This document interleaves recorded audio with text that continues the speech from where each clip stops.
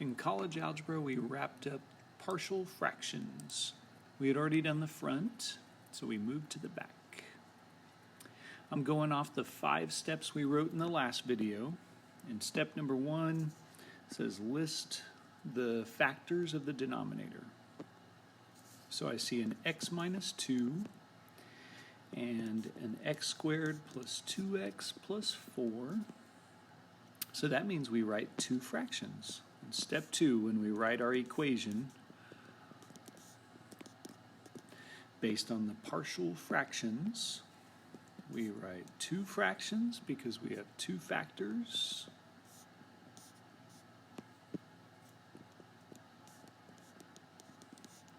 And we typically just write an a and a b above, like in the numerator. We do that for the first fraction. But this fraction, we have to alter it a little bit. So the real rule in what you write in the numerator is you want that numerator to be 1 degree less than the denominator. So like, let me change colors. There's really a 1 right here. That means that denominator is a degree of 1, which means this is a degree of 0.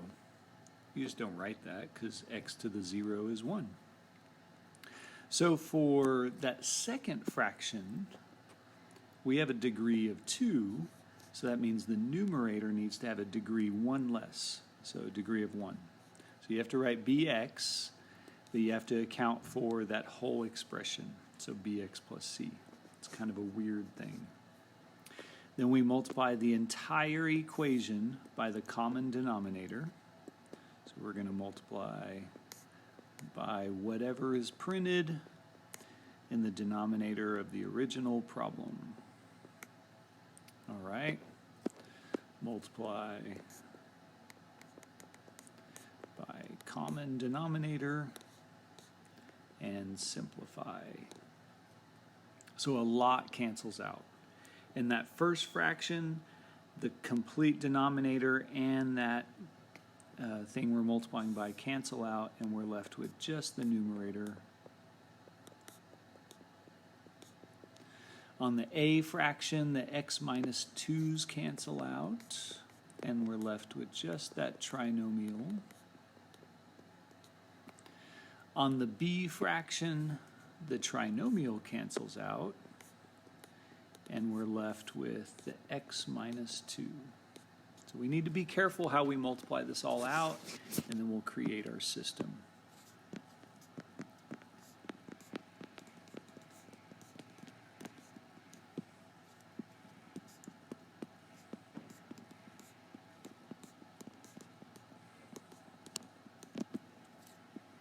So FOIL out bx and c. Ooh, almost out of room. And now I make symbols on like terms because it is so busy, so much to see here. So we have an x squared term.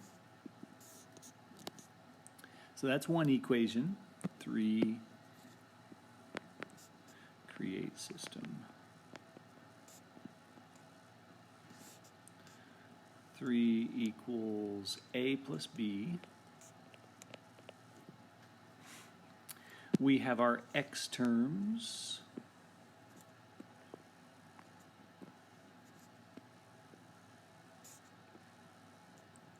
So that means 17 equals 2a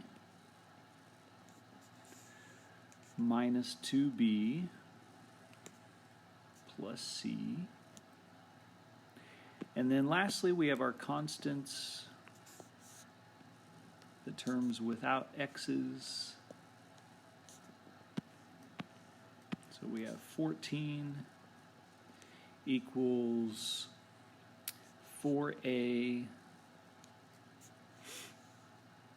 minus 2c. There's a few ways to go about solving the system. So that's the last step. Solve system. One way is we could make the b's cancel from the first two equations. Now that'll create a c in the first equation, but then we can combine it with a third and make a or c cancel.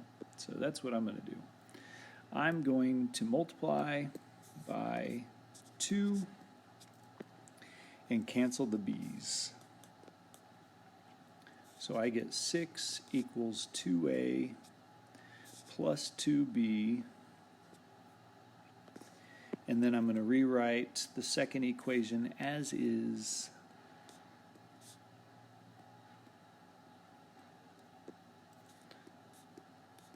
And when I combine, the b's will cancel out. We end up with 23 equals 4a plus c. Then I can combine the third equation with the one I just got. If I multiply by -1, then the a's will cancel. So -14 minus 4a plus 2c. So we get 9 equals 3c, and I see that c is 3. So there's one answer. Let's plug 3 into the third equation.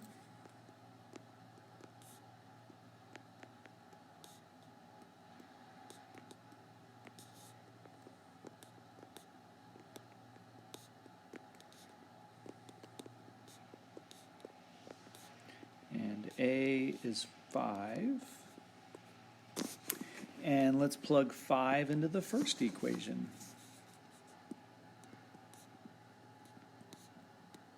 And b is -2. So final answer, I like to plug all those into the partial fractions I wrote at the top of the screen right here and make it look nice.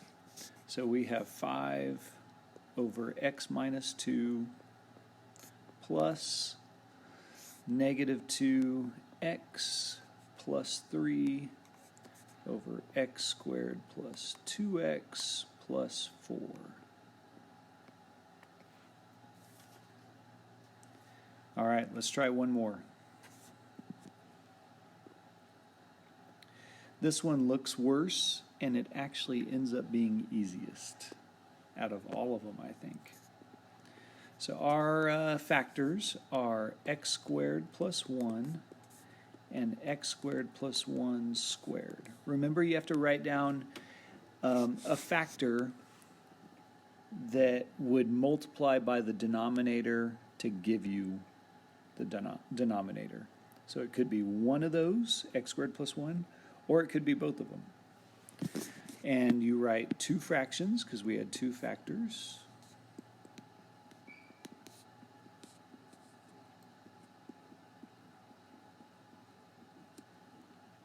Those are degree 2, so I'm going to write something degree 1. So we have ax plus b, and we have cx plus d, which looks very daunting because we have 4 variables, but I promise it works out nice. Multiply by the common denominator, and that's whatever's typed down there, and cross cancel. We end up with just the numerator on the left side.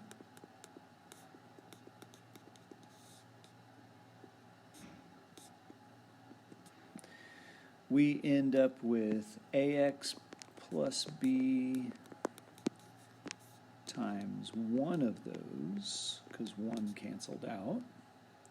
And the last one looks really nice because the entire denominator and factor we're multiplying by cancel. So then we just need to simplify.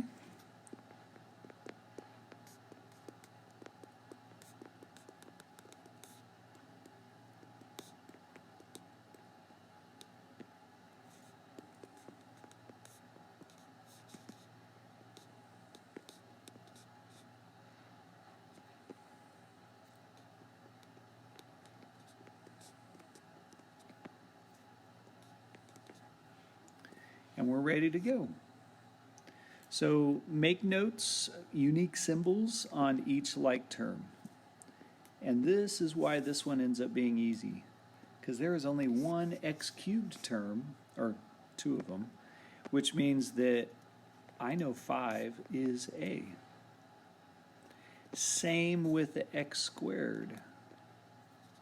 There's only one x squared term on the right. That means -3 equals b.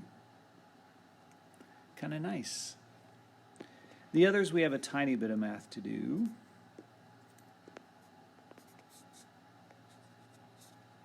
So I know that 7 equals a plus c.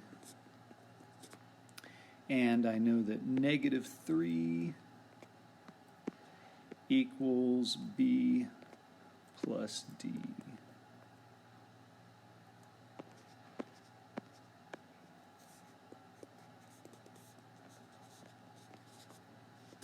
But that's a pretty easy system to solve because we already have two of the answers.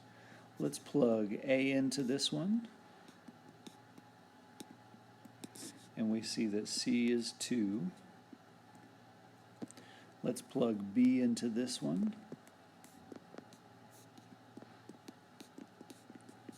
And we see that d is 0. So I think it's interesting that d is 0 because when I first learned this process, I asked myself, well, how do we know there's 2 things up here and 2 things up here? Well, the genius of this process is that takes care of itself because look down at the bottom of the page. D is 0. It doesn't even exist. So we accounted for it as like a maybe, and it ended up not existing, so no worries. Final answer is this.